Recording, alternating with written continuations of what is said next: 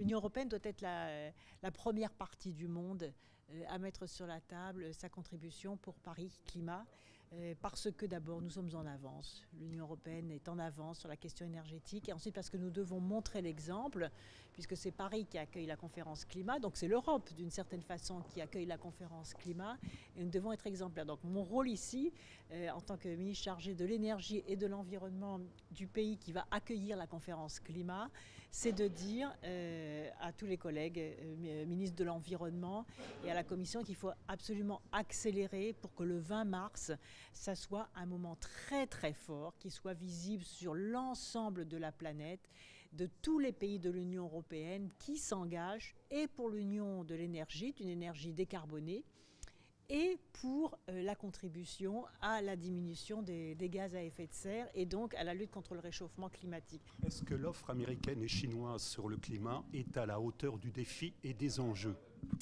Est-ce que vous pouvez la modifier, ou en tout cas faire en sorte que cette offre soit plus ambitieuse ? Déjà, elle existe, c'est déjà considérable. Donc cette offre, elle doit se traduire par des engagements écrits. Et ce qui est très important, c'est qu'il n'y ait pas de procès d'intention qui soit fait les uns aux autres. À partir du moment où des grands pays s'engagent ou disent qu'ils vont s'engager, il faut les prendre au mot et leur demander de traduire concrètement leurs engagements, puisque c'est ce que nous devons faire aujourd'hui à l'échelle mondiale. C'est que chaque pays maintenant doit présenter ses contributions concrètes, c'est-à-dire comment est-ce que concrètement il agit pour maintenir en dessous de 2 degrés le réchauffement planétaire. Et c'est dans ce processus-là que nous sommes engagés, et c'est pour ça que l'Union européenne doit être exemplaire et mettre sur la table ses propositions opérationnelles. La France le fait avec la loi de transition énergétique pour la croissance verte que je viens de faire adopter par l'Assemblée nationale et par le Sénat.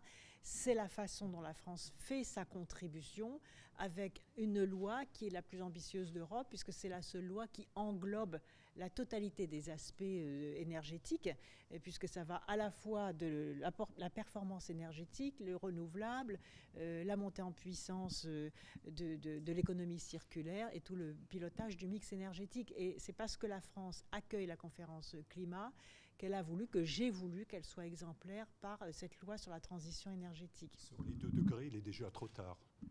Je ne crois pas.